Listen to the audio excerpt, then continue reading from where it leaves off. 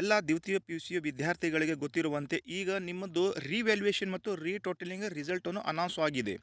ಇಲ್ಲಿ ಏನಾಗಿದೆ ಅಂದರೆ ಹಲವಾರು ವಿದ್ಯಾರ್ಥಿಗಳಿಗೆ ಮತ್ತು ಗೊಂದಲ ಕ್ರಿಯೇಟ್ ಆಗ್ತಾ ಇದೆ. ಇಲ್ಲಿ ಏನು ಗೊಂದಲ ಕ್ರಿಯೇಟ್ ಆಗ್ತಾ ಇದೆ ಅಂದರೆ ಕೆಲವು ವಿದ್ಯಾರ್ಥಿಗಳದ ಪ್ರಶ್ನೆ ಇದೆ. ಸರ್ ನಮ್ಮದು ನಾವು ಕರೆಕ್ಟಾಗಿ ಬರೆದಿದ್ದೀವಿ. ರಿವ್ಯಾಲ್ಯೂಯೇಷನ್ದೊಳಗೆ ನಮಗೆ ಅನ್ಯಾಯ ಆಗಿದೆ ಮತ್ತು ಅಲ್ಲಿ ರಿವ್ಯಾಲ್ಯೂಯೇಷನ್ದೊಳಗೆ ನಮ್ಮ ಮಾರ್ಕ್ಸ್ಗಳು ಕಟ್ ಆಗಿದೆ. ನಾವು ಮುಂದೆ ಏನು ಸ್ಟೆಪ್ಸ್ ತಗೋಬೇಕು, ಮುಂದೆ ನಮ್ಮದು ಏನು ಹೆಜ್ಜೆ ಇದೆ, ನಾವು ಏನು ಮಾಡಬೇಕು, ಇದಕ್ಕೆ ನಮಗೆ ಏನು ಅವಕಾಶ ಇದೆ ಅಂತ ಹಲವಾರು ವಿದ್ಯಾರ್ಥಿಗಳ ಪ್ರಶ್ನೆ ಇಲ್ಲಿ ಬರ್ತಾ ಇದೆ. ಈ ವಿದ್ಯಾರ್ಥಿಗಳಿಗೆ ನಾವು ತಿಳಿಸುವೇನೆಂದರೆ ನೋಡ್ರಿ, ನಿಮ್ಮದು ಮಾರ್ಕ್ಸ್ ಕಡಿಮೆ ಬಂದಿದೆ ಅಥವಾ ಜಾಸ್ತಿ ಬಂದಿದೆ, ಇದರ ಬಗ್ಗೆ ಇಲ್ಲಿ ನಮ್ಮದು ಕರ್ನಾಟಕ ಶಾಲಾ ಪರೀಕ್ಷಾ ಮತ್ತು ಮೌಲ್ಯ ನಿರ್ಣಯ ಮಂಡಳಿ ಇವ್ರ ವತಿಯಿಂದ ಒಂದು ಮೆಸೇಜ್ ಇದೆ. ಇದು ಒಂದು ಸುತ್ತಲಿದೆ. ಇಲ್ಲಿ ಇನ್ಸ್ಟ್ರಕ್ಷನ್ ಕ್ಲಿಯರ್‌ವಾಗಿ ಕೊಟ್ಟಿದ್ದಾರೆ.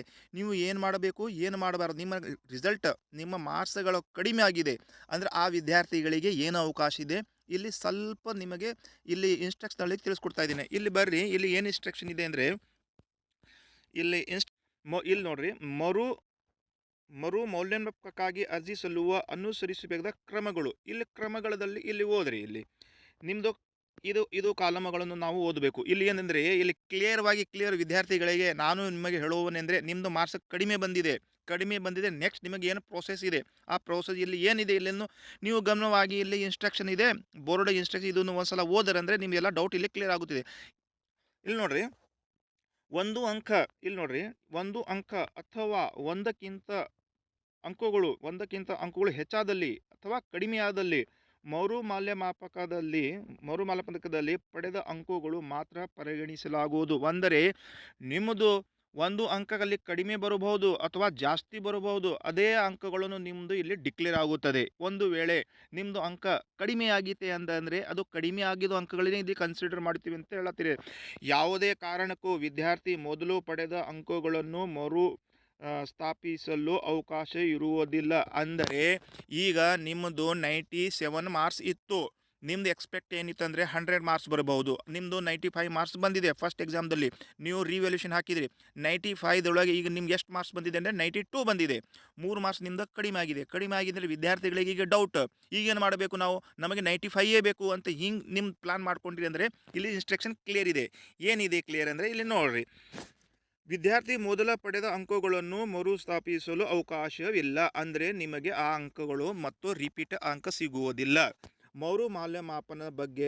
ಮರುಮೌಲ್ಯಮಾಪಕರ ಸಮಿತಿ ತೆಗೆದುಕೊಂಡ ನಿರ್ಧಾರವೇ ಅಂತಿಮವಾಗಿದ್ದು, ಇದರ ಮೇಲೆ ಮರುಪರಿಶೀಲನೆ ಅಥವಾ ಮೇಲ್ಮನವಿ ಸಲ್ಲಿಸುವ ಅವಕಾಶ ಇರುವುದಿಲ್ಲ. ಅಂದರೆ ನಿಮ್ಮದು ಮಾರ್ಕ್ಸ್ ಕಡಿಮೆ ಬಂದಿದೆ ರಿವ್ಯಾಲ್ಯೂಷನ್ದಾಗೆ, ನಿಮಗೆ ಎಲ್ಲಿನೂ ಮೇಲ್ಮನವಿ ಅವಕಾಶ, ಅಪ್ಲಿಕೇಶನ್ ಹಾಕೋದು ಅವಕಾಶ ಇಲ್ಲ. ಇದೇ ನಿಮ್ಮದು ಫೈನಲ್ ಅಂತ ಇಲ್ಲಿ ತಿಳಿಸ್ಕೊಡ್ತಾ ಇದ್ದಾರೆ. ಮತ್ತು ವಿದ್ಯಾರ್ಥಿಗಳಿಗೆ ಏನೋ ಡೌಟ್ ಬರಬಾರದು. ನಿಮ್ಮ ಮಾರ್ಕ್ಸ್ ಕಡಿಮೆ ಬಂದಿದೆ ಅಂದರೆ ನೀವು ನೋಡ್ರಿ, ಮಾರ್ಕ್ಸ್ ಕಡಿಮೆ ಬಂದಿದೆ, ಅದು ಎಲ್ಲರಿಗೆ ಬೇಜಾರಾಗುವಂಥ ವಿಷಯ ಇದೆ. ಯಾಕಂದರೆ ನೀವು ಕರೆಕ್ಟ್ ಬರೆದಿರಿ, ಕಡಿಮೆ ಇದೆ. ಇಲ್ಲಿ ಮಂಡಳಿ, ಇಲ್ಲಿ ಏನಂದರೆ ಸಮಿತಿ ತೆಗೆದುಕೊಂಡ ನಿರ್ಧಾರ, ಇದು ಒಂದು ಸಮಿತಿ, ರಿವ್ಯಾಲ್ಯೂಷನ್ ಸಮಿತಿಯಲ್ಲಿ ಏನೋ ಫೈನಲ್ ರಿಸಲ್ಟ್ ಬಂದಿದೆ ಅದೇ ರಿಸಲ್ಟ್ಗೆ ಅವರು ಕನ್ಸಿಡರ್ ಮಾಡುತ್ತಾರೆ ಮತ್ತು ನೀವು ಅದನ್ನು ಮೇಲ್ಮನವಿ ಸಲ್ಲಿಸುವ ಅವಕಾಶ ಇರುವುದಿಲ್ಲ. ಅಂದರೆ ನಿಮಗೆ ಮತ್ತು ಅಬ್ಜೆಕ್ಷನ್ ಹಾಕೋದು ಏನೋ ಅವಕಾಶ ಇಲ್ಲ.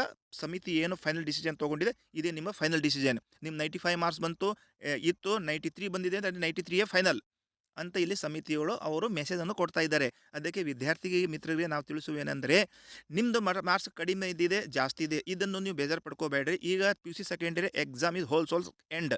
ಈಗ ನಿಮ್ದು ಇನ್ ಫ್ಯೂಚರ್ ನೋಡ್ರಿ, ನಿಮ್ದು ಏನಾದ ನೀವು ಯಾವ ಫೀಲ್ಡ್ರೊಳಗೆ ಹೋಗಬೇಕು ಅದನ್ನು ಕನ್ಸಂಟ್ರೇಟ್ ಮಾಡಿ ಮುಂದಿನ ವೇದೊಳಗೆ ಹೋಗ್ರಿ. ಇದು PUC ಸೆಕೆಂಡರಿ ಇದಕ್ಕೆ ಕ್ಲೋಸ್ ಮಾಡಿರಿ ಅಂತ ನನ್ನ ವತಿಯಿಂದ ನಿಮ್ಮನ್ನು ಒಂದು ಕಳಕಳಿ ವಿನಂತಿ ಅಂತ ನಾನು ಹೇಳ್ತಾ ಇದ್ದೇನೆ ಅಂತ ಹೇಳುತ್ತಾ, ಮತ್ತೇನಾದರೂ ಅಪ್ಡೇಟ್ ಇದೆ ನಿಮ್ಮ ಮುಂದೆ ತಿಳಿಸಲಾಗಿ ಇಷ್ಟಪಡ್ತೀನಿ ಅಂತ ಹೇಳುತ್ತಾ ಈ ವಿಡಿಯೋನ ಇಲ್ಲೇ ಮುಕ್ತಾಯ ಮಾಡ್ತಾ ಎಲ್ಲರಿಗೆ